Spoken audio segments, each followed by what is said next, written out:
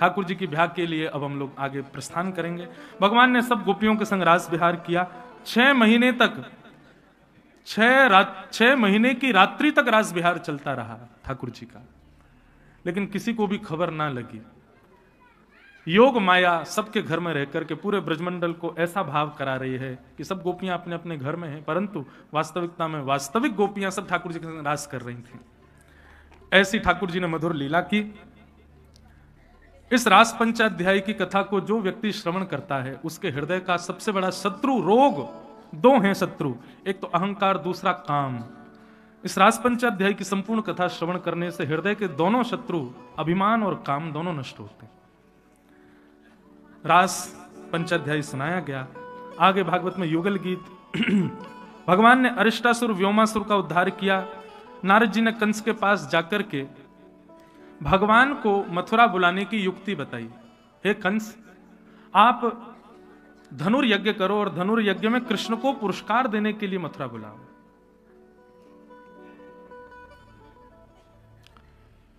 पुरस्कृत करने के लिए आप मथुरा बुलाओ।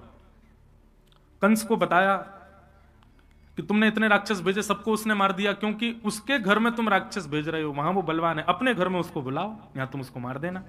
नारद जी की बात सुनकर के कंस ने अक्रूर जी को वृंदावन भेजा। आप वृंदावन जाओ और वृंदावन से कृष्ण बलराम को लेकर के आओ।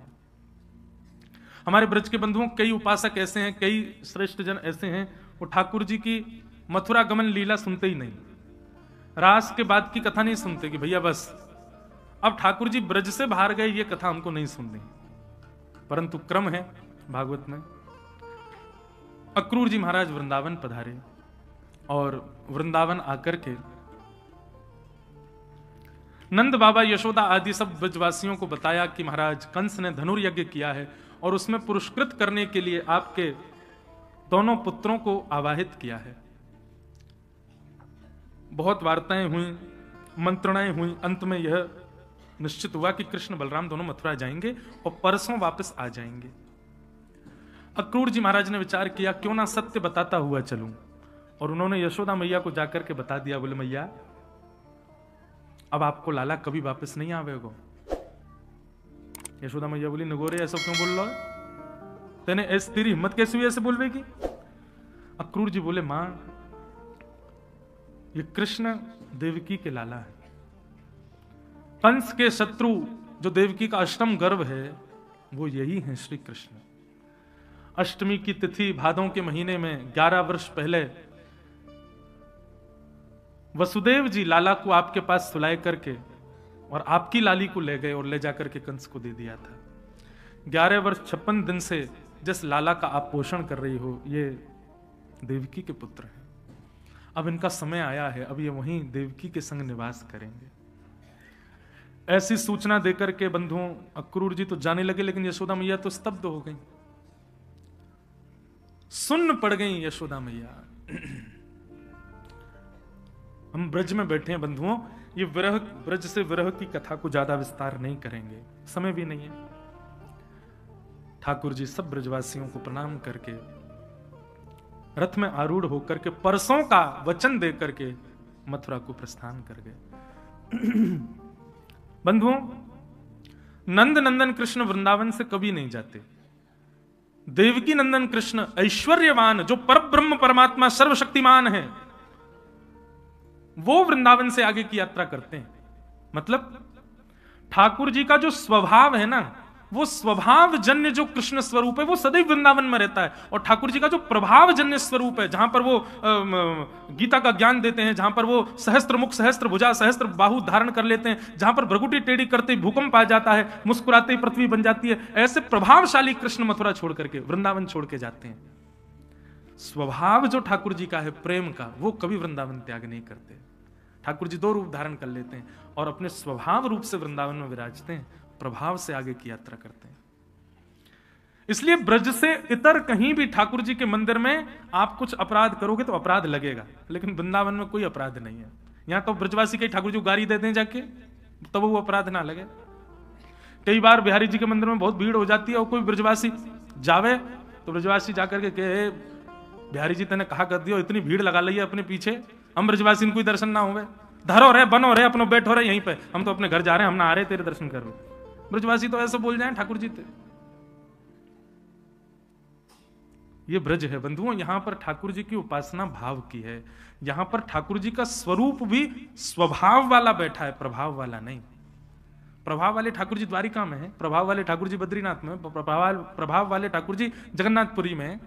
वृंदावन के ठाकुर जी तो स्वभाव वाले, प्रेम वाले। ठाकुर जी मथुरा गए। मथुरा जाकर के भगवान ने एक धोबी का उद्धार किया, एक दर्जी का उद्धार किया, कुब्जा का उद्धार किया, कुबलिया पीड़ का उद्धार किया। सबका उद्धार करते हुए भगवान जैसे ही मथुरा की गलियों में घूमने लगे, अटारियों पर वहां की गोपियां ठाकुर जी को देख रही हैं पहली बार। अच्छा, भगवान के कुछ सखा संग गए थे, नंद बाबा भी संग गए थे। सब सखा बोले, लाला जो गोपी हमको ऐसे घूर घूर के काई को देख रही हैं? ठाकुर जी बोले, हम बड़े मलूक हैं ना, ये हमारे देख रही हैं। तू मुस्कुरा तो रहता, तो को कहा पड़ी है ऐसी। श्री दामा मधुमंगल बोले, लाला ठाकुर जी के सखान के नाम भी बड़े विचित्र हैं। 3 सखान के नाम तो अद्भुत हैं, तनसुखा, मनसुखा, धनसुखा। ये ठाकुर जी के सखा हैं। अच्छा, इसका मतलब ये नहीं तन से खुश, मन से खुश, धन से खुश नहीं। तन सुखा जाको तन सुखो भयो है, एक है मन सुखा जाको मन सुखो भयो है, एक है धन सुखा जाके घर में धन ही ना है। ये इनके नाम ठाकुर जी ने रखे हैं, तन सुखा, मन सुखा, धन सुखा। सब सखा ठाकुर जी के संग विचरण कर रहे हैं। बलराम जी बगल में चल रहे हैं। अद्भुत, बहुत सुंदर लीलाएं हैं यहाँ पर भी। मथुरा में खूब सुंदर लीला की भगवान ने। और लीला करते हुए ठाकुर जी ने जैसे ही रणभूमि में प्रवेश किया, सामने धनुष रखा था शिव जी का, जो कि भगवान शिव ने कंस को प्रदान किया था और कहा था, नारायण के सिवाय इसको कोई तोड़ेगा नहीं, और जो तोड़ेगा वो तुझे छोड़ेगा नहीं। भगवान ने जैसे ही जाकर के धनुष देखा, बलराम जी से कही, बोले पिछले युग में हमने धनुष तोड़ो, या बार आप तोड़ो। बलराम जी बोले, लाला बड़ो चतुर है, पिछले युग में तो को बहू मिल रही, हमारे खुद ने तोड़ दियो, और या युग में राक्षस को मारना तो मुझे कह रहा मैं तोड़ू? लाला तू ही तोड़। और एक बार ने एक धनुष धारण करके, बहुत दिन है लाला तेरे हाथ में धनुष ना है, देखो एक बार, अपने जन के कारण कृष्ण भय रघुनाथ। जैसे ही धनुष उठाया, बलराम जी घुटनों पर बैठ गए हाथ जोड़ के। एक क्षण के लिए ऐसा लगा कि बलराम जी लक्ष्मण हैं और श्री कृष्ण प्रभु श्री राम हैं। एक क्षण के लिए मानो जैसे राम जी की झांकी प्रकट हो गई हो। उसी भांति जिस प्रकार जनक की सभा में परशुराम जी के धनुष का भंजन किया भगवान श्री राम ने, ठीक उसी प्रकार यहां पर बाल कृष्ण प्रभु ने धनुष उठाकर, और आयु भी उतनी है, उतनी ही आयु है, रूप भी वैसा है, बिल्कुल वैसे ही है देखने में। हमारे यहां कहते हैं वैष्णव जन कि राम जी और कृष्ण कभी दोनों एक संग प्रकट हो गए तो आप पहचान नहीं पाओगे कृष्ण कौन है, राम कौन है। केवल एक चीज से पता चल सकता है, राम कृष्ण दो एक हैं, अंतर नहीं निमेश। तो राम जी के इनके नयन गंभीर हैं, इनके चपल विशेष। राम जी कैसे होंगे? धीर गंभीर नेत्र होंगे, और ठाकुर जी के मटक रहे होंगे यहां वहां, समझ जाइए वो जय कृष्ण है, जय ठाकुर राम जी में।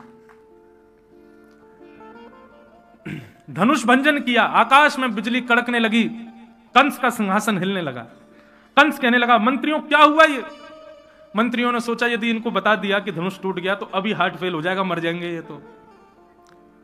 बोले कुछ नहीं महाराज जी, वो जंग लग गई थी, धनुष में पहले टूटा टाटा धरा था, हमने ऐसे ही धर दिया था, कन्हैया ने आके उठाया तो टूट गया, आप घबराओ नहीं बिल्कुल। ठाकुर जी ने जैसे ही रणभूमि में प्रवेश किया, सुखदेव जी वर्णन करते हैं भगवान के रूप का। आहा, देखो अब ब्रज के ठाकुर जी बिल्कुल बदल गए। मैंने ये अनुभव किया, जैसे ही ठाकुर जी मथुरा जाते हैं, द्वारिका लीला करते हैं, बिल्कुल ही रूप बदल जाता है ठाकुर जी का। कैसे हैं ठाकुर जी?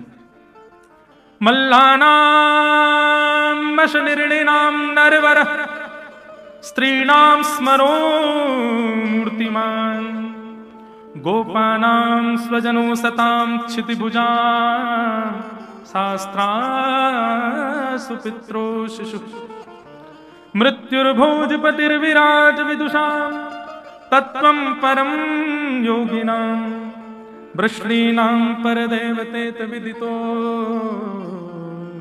रंगम गतसाग्रज। यहां कथा में रणभूमि में आए और कथा में हमारे गिरधर लाल पधारे।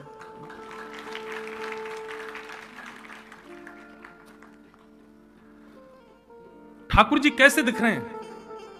बोले पहलवानों को ठाकुर जी पहलवान दिख रहे हैं, छोटे बच्चों को ठाकुर जी अपने नन्हे गोपाल जी के रूप में दिख रहे हैं, बूढ़ी बड़ी माताओं को भगवान अपने नाती पोते के रूप में दिख रहे हैं, युवा कन्याओं को भगवान अपने पति के रूप में दिख रहे हैं, और 50 सिड्डी ऊपर बैठे हुए महाराज कंस को भगवान अपनी मृत्यु के रूप में दिख रहे हैं। मेरी मृत्यु आ गई, जाकी रही भावना जैसी, प्रभु मुहूर्त देखी तन तैसी। भैंस को थोड़ी लगता होगा कि भगवान के नाक का नाक, उसको भी लगता होगा मेरी जैसी मुंह होंगे भगवान के, मेरे जैसी 4 पैर होंगे, मेरे जैसी थन होंगे। जीव को लगता होगा भगवान उसके जैसे, और ठाकुर जी हैं उसके लिए उसके जैसे हैं, जिसकी जैसी भावना ठाकुर जी वैसे हैं। कोई एक रूप नहीं है ठाकुर जी का। हमारे वृंदावन के ब्रजवासियों की भावना के ठाकुर जी का दर्शन करते हैं आप बिहारी जी के मंदिर में। हम ब्रजवासियों के हृदय के भावना के ठाकुर जी हैं राधा वल्लभ जी, ब्रजवासियों के हृदय के भावना के ठाकुर जी हैं श्री राधा रमण लाल जी। ब्रजवासियों की भावना बाल कृष्ण की है, इसीलिए बाल रूप में विराज रहे हैं। अलग अलग रूप में ठाकुर जी ने मल्लों के साथ युद्ध किया, सबको मार दिया, एक एक मुष्टिक में सबका वध कर दिया। 50 सिड्डी ऊपर कंस के पास पहुंच गए भगवान। कंस ने कहा महामंत्री सेनापति कहां है, भैया आओ बचाओ मुझे। ठाकुर जी बोले कोई नहीं आएगा, मेरी ओर देखो कंस, तेरी जैसी मृत्यु अच्छे अच्छों को नहीं मिलती। भगवान ने एक हस्त प्रहार करके उसके मुकुट को दूर फेंक दिया, केश पकड़ लिए, एक भुजा से केश पकड़ करके दूसरी भुजा से कंस के दोनों पैरों को उठा लिया। आकाश में कंस को इस प्रकार ठाकुर जी ने धारण कर लिया। केवल 11 वर्ष के हैं ठाकुर जी, और प्रचंड कंस के इस रूप को इस प्रकार दोनों भुजाओं में ठाकुर जी ने उठा लिया। सब मथुरावासी रणभूमि में खड़े देख रहे हैं, सबकी आंखें खुली, मुख खुला है, हाथ ऐसे हैं कि अरे ये क्या हो रहा है, अचंभित हो रहे हैं सब, किसी को विश्वास नहीं हो रहा इतने कोमल ठाकुर जी कैसे उठा सकते हैं। कंस को कहा कंस मेरी ओर देखो। कंस ने ठाकुर जी को देखा, भगवान के नेत्रों की पुतलियों में कंस को अपना प्रतिबिंब दिख रहा है, और उसी प्रतिबिंब की पुतली में साक्षात शंख चक्र गदा पद्मधारी श्रीमन नारायण दिखाई दे रहे हैं। कंस ने अपनी भुजाएं जोड़ ली, समझ गया कि साक्षात नारायण है। दोनों भुजाओं से उठा करके भगवान ने 50 सिड्डी ऊपर से नीचे जमीन में पटक दिया, गिरते ही कंस के प्राण निकल गए। बोलो कंस मर्दन भगवान की जय। मथुरा वासियों ने ताली नहीं बजाई, क्यों? सबको लग रहा था कि कहीं कंस उठ गया तो हमको नहीं छोड़ेगा। उसी भय के कारण आप भी नहीं बजा रहे हो। बोलो कंस मर्दन भगवान की, बाल कृष्ण लाल की, श्री वृंदावन बिहारी लाल की, नंद के लाला की, लाला के बाबा की, बाबा के लाला की, लाला बाबा दोनों की, वृषभानु के जमाई की, जय जय श्री राम। ठाकुर जी ने कंस का वध कर दिया। सब मथुरा के लोग ठाकुर जी को कंधे पर लेकर के नाचने लगे, आनंद निमग्न हो गए। भगवान ने सबसे पहले कारागृह में जाकर के देवकी जी को प्रणाम किया। 11 वर्ष 56 दिन के विरह के बाद आज पहली बार अपने लाल को देखा है देवकी जी ने। हृदय से लगा लिया, लिपट करके ना जाने कितने कितने समय तक देवकी जी ने छोड़ा ही नहीं ठाकुर जी को। इतने दिन बाद लाल जी पधारे, वसुदेव जी के चरण स्पर्श किए ठाकुर जी ने। पिताजी हैं अक्रूर जी, अपने नाना जी को राज्य गद्दी पर बिठाया मथुरा की, और नंद बाबा आदि सब सखाओं से हाथ जोड़ करके बोले अब आप लोग ब्रज जाओ, यशोदा मैया का ध्यान रखना, मैं जल्दी वापस आऊंगा। नंद बाबा सब सखा वापस वृंदावन को चले गए। ठाकुर जी अध्ययन करने के लिए सांदीपनी गुरुकुल गए, और सांदीपनी उपाध्याय के यहां जाकर के भगवान ने वेद अध्ययन किया, शास्त्रों का अध्ययन किया। वहीं भगवान को सुदामा नाम के मित्र मिले, जिनकी कथा हम कल सुनेंगे। ठाकुर जी लौट करके आए, भगवान का यज्ञोपवीत संस्कार आदि सब हो गया। मथुराधिपति देवकी नंदन वसुदेव नंदन ब्रज और चंदन श्री कृष्ण चंद्र जी महाराज, अब भगवान का यह नाम हो गया है। पहले ब्रज में क्या था? कन्हैया, कनुआ, गोपाल, कृष्ण, कन्हैया, गोविंद। अब ठाकुर जी का नाम क्या हो गया? राजा धीराज महाराज, देवकी नंदन वसुदेव नंदन ब्रज और चंदन श्री कृष्ण चंद्र जी महाराज। ठाकुर जी को ये उपाधियां ही तो प्रिय नहीं है। भगवान ने उद्धव को ब्रज भेजा। बहुत सुंदर प्रसंग है उद्धव गोपी संवाद का, प्रणाम करते हैं हम यहीं। उद्धव जी महाराज ब्रज गए, ब्रज में जाकर के गोपियों को सुंदर ज्ञान उपदेश किया, परंतु गोपियों के प्रेम के आगे उद्धव का ज्ञान टिक नहीं पाया। उद्धव जी कह के तो गए थे शाम को आ जाऊंगा प्रभु, पर 6 महीना बाद लौट करके गए वृंदावन से। 6 महीना बाद जब लौट करके गए, उद्धव की स्थिति भगवान ने देखी। भगवान बोले क्या हुआ उद्धव, ये ऐसे कैसे हो गए तुम? बोले भगवान आप विश्व में मत रहिए, आप तो ब्रज में ही रहो, आपके लिए ब्रज ही श्रेष्ठ है, ब्रज से अतिरिक्त आपको कहीं नहीं जाना। आप वैकुंठ भी त्याग दीजिए लेकिन ब्रज का त्याग मत करिए, मेरी प्रार्थना। बोले तू वही उद्धव है जो मुझसे कह रहा था ब्रजवासियों को भूल जाओ, अब तुझे क्या हो गया? उद्धव जी बोले मैंने प्रेम देखा ब्रजवासियों का भगवान, आप इन ब्रजवासियों को छोड़ के कहीं मत जाओ, मैं आपसे प्रार्थना करता हूं, आप वैकुंठ भी त्याग दो, अपना नित्य निवास स्थान ब्रज को बना लीजिए, इस ब्रज को छोड़ के कहीं मत जाओ। ठाकुर जी ने उद्धव को हृदय से लगाया, बोले उद्धव अब मुझे बड़ा चैन है कि मेरा प्रिय उद्धव अब प्रेमी बन गया।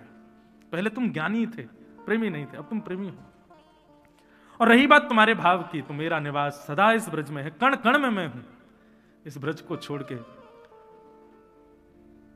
पाद में कम न गच्छति, एक पैर भी ठाकुर जी बाहर नहीं रखते ब्रज से। मेरा स्वभाव प्रेम तो निरंतर इसी ब्रज में विद्यमान रहता है। और बंधुओं, रूप से तो श्री जी तो कभी ब्रज से बाहर गई ही नहीं, ब्रज में ही अखंड ब्रजवास यदि कोई निभा रही है तो वो हमारी श्यामा जी है, हमारी लाडली जी। कभी वृंदावन से दो लोगों का अखंड ब्रजवास है, एक तो श्री किशोरी जी श्री राधा रानी, और दूसरे श्री गोवर्धन नाथ। ये कभी ब्रज छोड़ करके नहीं जाते। श्री जी, एक बार कथा में कहीं प्रसंग आता है कि सब ब्रजवासी कुरुक्षेत्र गए थे, तो ऐसा कहते हैं कि श्री जी भी वहां गई थी, बाकी अतिरिक्त श्री जी कभी ब्रज छोड़ के कहीं नहीं जाते, सदा निवास करते। भगवान ने उद्धव को प्रेम का अधिकारी बनाया। मथुरा पर 17 बार जरासंध ने चढ़ाई करी, भगवान ने 17 बार हरा दिया। 18वीं बार जरासंध ब्राह्मणों की सेना लेकर के आया, तो भगवान ने विचार किया ब्राह्मणों पर मैं आक्रमण नहीं कर सकता, और ब्राह्मणों के सुख के कारण ठाकुर जी ने विश्वकर्मा को आज्ञा करी और समुद्र के बीचों बीच एक नई नगरी का निर्माण किया। सब मथुरा के लोग सोए थे, मथुरा में पहुंच गए सब द्वारिका। सुबह उठकर के सब अपने द्वार खोजने लगे, द्वारिकम द्वारिकम, द्वार कहाँ है, हमारे द्वार कहाँ हैं। जैसे ही सबने अपने द्वार खोले तो हर घर के द्वार के सन्मुख शंख चक्र गदा पद्मधारी श्रीमन नारायण द्वारिकाधीश का दर्शन हुआ। ऐसे द्वारिकम द्वारिकम करते हुए सब ब्रजवासी घूम रहे थे, तो स्थान का नाम पड़ा द्वारिका। बोलो द्वारिकाधीश की। जहां हर द्वार पर ठाकुर जी विराजमान है, ऐसी है द्वारिका। द्वारी द्वारी कम ब्रह्म इति द्वारिका। ठाकुर जी ने जरासंध के साथ युद्ध करते करते बलराम जी का हाथ पकड़ा और युद्ध में चकमा देख करके रण छोड़ करके ठाकुर जी भाग गए। आधे युद्ध में से ही भाग गए। सब चिल्लाने लगे रण छोड़ रण छोड़ रण छोड़ रण छोड़, और ठाकुर जी का नाम पड़ा, बोले रण छोड़ राय भगवान की। ऐसे द्वारिकाधीश रण छोड़ राय प्रभु के नाम से जाने जाने लगे। भगवान द्वारिका में आकर के व्यवस्थित हो गए। बलराम जी का विवाह रेवत राजा की बेटी रेवती के साथ में हुआ। रेवती जी के साथ में बलराम जी का ब्याह हुआ। अब आई ठाकुर जी की बारी। नारद जी ने भगवान की जन्मपत्री देखी, देवकी मैया ने दिखवाई, देखियो या लाला को ब्याह होगो कि ना होगो, बैठो भयो अभी तक। नारद जी ने आके भगवान की कुंडली देखी, मैया से बोले मैया आपके जा लाला के इतने ब्याह होंगे, इतने ब्याह होंगे, इतने ब्याह होंगे, इतने ब्याह होंगे। मैया बोली कितने होंगे सीधी बताओ। बोले इतने ब्याह होंगे मैया कि आप यदि रोज ये चाहो कि मैं हर दिन एक बहू के संग बिताऊं तो 1 वर्ष में भी सबरी बहू पूरी ना होंगी, इतने ब्याह होंगे। कितने वर्ष लगेंगे? बोले अब ये ना लिख रही कितने लगेंगे, बस ये है कि है सके पूरा जीवन निकल जाएगा, शायद अंतिम बहुते तो मिलो नहीं पाओगी, इतने ब्याह होंगे। बोले होंगे कब? बोले बस प्रतीक्षा करो, जल्दी है वे वारे हैं, योग आवे वारो है लाल जी के ब्याह को। कौंडनपुर के राजा भीष्मक और उनकी पुत्री का नाम है रुक्मणी। उनके 5 पुत्र हैं, एक पुत्री है रुक्मणी। रुक्मणी जी बचपन से ही भगवान की खूब कथा सुनती हैं, संत जनों के पास जाती हैं। बंधुओं, रुक्मणी जी जिस प्रकार जनक जी को सीता जी मिली थी ना भूमि से, ऐसे रुक्मणी जी भी एक बगीचे में प्राप्त हुई थी। ये भूमि जहां है, भूमि से प्रकट हुई लक्ष्मी है रुक्मणी। रुक्मणी जी ने भगवान की खूब कथा सुनी और कथा सुनते हुए अपनी भाभी से जाकर के जिज्ञासा प्रकट की कि मैं द्वारिकाधीश का वर्ण करना चाहती हूँ, उनसे ब्याह करना चाहती हूँ। हो मैंने मेहंदी लगाई रे कृष्ण नाम की, हो मैंने मेहंदी लगाई रे कृष्ण नाम की, हो मैंने बिंदिया सजाई रे कृष्ण नाम की, हो मैंने बिंदिया सजाई रे कृष्ण नाम की, मैंने मेहंदी लगाई रे कृष्ण नाम की, हो मैंने मेहंदी लगाई रे कृष्ण नाम की। ओ अब छाया है कृष्ण अंग अंग में, अब छाया है कृष्ण मन रंगा है कृष्ण रंग में, तेरा तन मन रंगा है कृष्ण रंग में। ओ मेरे नैनों में गोकुल वृंदावन, मेरे नैनों में गोकुल वृंदावन। हाँ मेरे प्राणों में मोहन मन भावन, मेरे प्राणों में मोहन मन भावन। ओ मैंने माला सजाई रे कृष्ण नाम की, मैंने माला सजाई रे कृष्ण नाम की। ओ मैंने मेहंदी लगाई रे कृष्ण नाम की, ओ मैंने मेहंदी लगाई रे कृष्ण नाम। रुक्मणी जी ने अपने मन के भाव बताए। बोले हमको तो द्वारिकाधीश से ब्याह करना है, लेकिन भैया जबरदस्ती हमारा ब्याह शिशुपाल से करा रहे। अच्छा शिशुपाल जो है ये भगवान का भैया लगता है, भगवान का भाई लगता है शिशुपाल, और भगवान से बहुत जलता भी है, चिढ़ता है। क्योंकि जब इसका जन्म हुआ था ना तो 2 आंख यहां थी, 1 आंख यहां थी और 4 भुजाएं थी। तो ज्योतिषियों ने कहा सबकी गोदी में देखकर देखना, जिसकी गोदी में जाती 1 आंख गिर जाए और 2 हाथ चले जाए, समझना वही मारेगा इसको। ठाकुर जी जैसे ही देखने गए भैया हमारी बुआ के लाला भयो, जैसे ही गोद में उठाया सो उसकी 2 भुजा गिर गए नेत्र। प्रार्थना करिए आप इसको कभी मत मारना। भगवान बोले 100 गाली रोज भी देगा तो भी नहीं मारूंगा इसको मैं, क्योंकि भगवान को पता था 99 गाली के बिना पानी नहीं पिएगा, ये इतना जलेगा हमसे। और फिर कथा तो सबको पता ही है कि वो राजसूय यज्ञ हुआ पांडवों का, वहां पर 101 गाली हुई, तब भगवान के सुदर्शन चक्र ने उसका सर धड़ से अलग किया। उसी शिशुपाल से ब्याह हो रहा था रुक्मणी जी का। लेकिन रुक्मणी जी ने भाभी के कहने से पत्र लिखा और पत्र भेजा द्वारिकाधीश को। ब्राह्मण ने जाकर के पत्र भगवान के सन्मुख रख दिया। ठाकुर जी बोले कहां से लाए हो? बोले कौंडनपुर के महाराजा भीष्मक की बेटी रुक्मणी ने भेजा है। ठाकुर जी बोले पढ़ के सुनाओ। बोले आपका निज पत्र है, मैं क्यों पढ़ूं? भगवान बोले हमारी कोई भी बात निज नहीं है, ये सारे वक्ता कथाओं में सुना देते हैं। हमारी जितने रहस्य जितनी गोपनीयता है ये वक्ता सब बोल देते हैं सबके आगे, तो इसलिए कोई रहस्य तो है नहीं, सुना दो, बोल दो, अब तुम लोग क्या करें। ब्राह्मण ने भगवान के लिए पत्र पढ़ा। श्रुत्वा गुणान भुवन सुंदर शृण्वतांते निर्विश्य कर्ण विवरै हरतोंगतापम। रुक्मणी जी ने पत्र में लिखा है, भगवान मैंने आपको कभी देखा नहीं, केवल सुना है, और आपका वर्ण कर लिया है, सुनते ही आपको अपना पति मान लिया है। हे नाथ, आप कैसे भी करके मेरा वर्ण कर लीजिए। पूरा पत्र पढ़ा, लेकिन ठाकुर जी को सबसे प्रिय पहली बात लगी कि इनको हमारी कथा में रुचि है तो ये निश्चित है हमारी पत्नी बनने योग्य हैं। बाकी गुण अवगुण हम नहीं देखेंगे, कथा से रुचि है तो निश्चित है सारे गुण होंगे। एक बात आप याद रखना बंधुओं, किसी व्यक्ति में यदि कथा के प्रति रुचि है तो निश्चित है उसके अंदर बाकी के सद्गुण भी होंगे, लेकिन कथा से रुचि नहीं है तो निश्चित है कोई ना कोई अवगुण तो होगा, क्योंकि कथा कहीं ना कहीं अवगुणों का नाश करती है। इसलिए कथा से प्रीति जिसको ठाकुर जी को वो प्रिय लगता है। रुक्मणी जी के वर्ण के लिए भगवान ने रथ निकाला, ब्राह्मण देवता से बोला बैठो आप, और ठाकुर जी रथ लेकर के सीधे कौंडनपुर पहुंच गए। और कौंडनपुर जाकर के भगवान ने जिस मंदिर में रुक्मणी जी देवी पूजा कर रही थी उसके पीछे जाकर के ठाकुर जी खड़े हो गए। ब्राह्मण देवता को देख करके रुक्मणी जी बोली आप अभी तक गए नहीं, मैंने आपको पत्र दिया था। ब्राह्मण बोला गए और लेके आ भी गए, ठाकुर जी आ गए। बोले इतनी जल्दी? बोले आप क्या उतावली बैठी थी, वो आपसे ज्यादा उतावले बैठे थे। हमने पत्र दिया वो तो तुरंत कह रहे चलो चलो चलो जल्दी चलो। रुक्मणी जी को बहुत सुख लगा सुन के। कहां है? अभी तक देखा नहीं है आज तक रुक्मणी जी ने। तो ब्याह है रो, ये लाला इनको बैठे रहने दो भीतर ही, इनको लग रही जल्दी लाल जी के दर्शन कराएं। जो तो नेक्स्ट से लाला इनको बैठे रहने दो, अभी दुल्हा अभी सज के आमे तब देखेंगे। और हमारे लाल जी आपको पहले बता दें इतने छोटे से आपको दिखेंगे नहीं दूर से। हमको पहले बताई होती लाल जी आएंगे तो हम यहाँ बढ़िया स्क्रीन लगवाते, दूर से दिखेंगे ही नहीं। कोई ऐसे दूरबीन उर्बीन बना के देख लेना तो भले ही दिख जाएं, छोटे से लाला हैं। तो क्या कह रहा था मैं? हाँ, रुक्मणी जी ने ब्राह्मण देवता से कहा, ब्राह्मण देवता ने कहा ठाकुर जी आ गए। रुक्मणी जी ने जाके देवी पूजा की, जैसे ही पलट करके पीछे देखा, आहा क्या चाल ढाल अलवेली है, कैसी सुंदर चाल, कैसी सुंदर ढाल।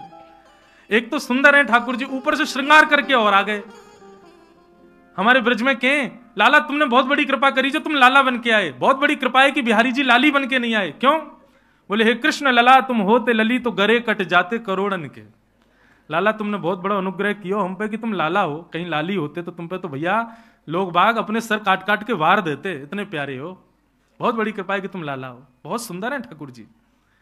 सैनिक सब रुक्मणी जी की रक्षा के लिए गए थे, कोई भगवान की चाल देख रहा है, कोई ढाल देख रहा है, कोई मुस्कान देख रहा है, कोई आंख देख रहा है, कोई कान, सब ठाकुर जी के रूप पर मोहित हो गए, सब भूल गए कि हमको रुक्मणी जी की रक्षा करनी है।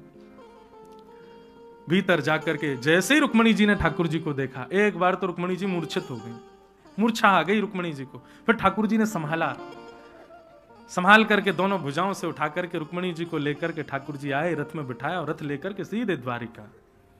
सब सैनिक हाथ पे हाथ धरे खड़े रह गए। सबने कहा भैया बहुत सुंदर हो, या कि चाल ढाल देखी कितने सुंदर हो। बोले वो सब तो ठीक है, रुक्मणी जी कहाँ गई? तब एक सैनिक ने बताया, बोले कि वो जो आया था, जिसके रूप को देख रहे थे, जिसकी चाल देख रहे थे, वही लेकर के चला गया। सब सैनिक बोले हम तो उसके रूप को देख रहे थे, तुझे तो पता थी कि ले जा रहा है, तेने क्यों ना रोको? बोले कि मैं तो रोकवे जा रहा हूं, लेकिन रुक्मणी जी के बगल में आके तो वो और प्यारो लगन लगो। दोनों उनकी जोड़ी इतनी बढ़िया लगन लगी कि मैंने कि एक बार ले ही जान दो, या बाद में देख लेंगे। इतना बढ़िया लगो देख करके कि मन भयो ले जान दो। ऐसे हमारे लाल जी हैं भैया। ठाकुर जी का सबसे बड़ा शस्त्र है उनका रूप। भगवान रुक्मणी जी को लेकर के द्वारिका गए, भीष्मक राजा को पत्र लिख करके वसुदेव जी ने रुक्मणी जी को वापस भेजा। पूरी नगरी सजवाई और अब ठाकुर जी की बारात जा रही है कौंडन्यपुर के लिए। सब लोग सांवरिया बोलना मेरे साथ, जोर से बोलना है। हो मोहे प्यारो लागे सांवरिया, मोहे प्यारो लागे सांवरिया, मोहे प्यारो लागे सांवरिया, मोहे प्यारो लागे सांवरिया।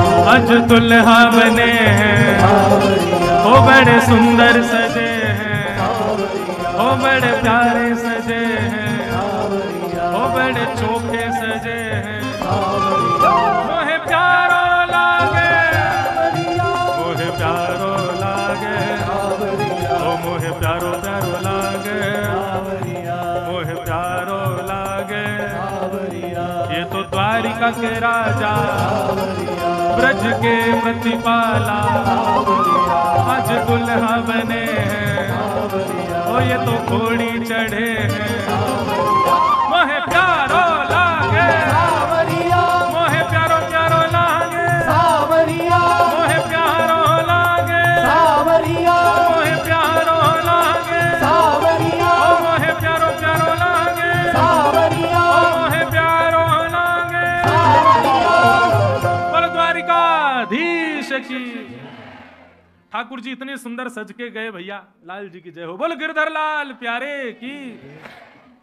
इतने सुंदर सज के गए। रुक्मणी जी ने ठाकुर जी को बताया कि हमारे यहाँ आपको कोई पसंद नहीं करता।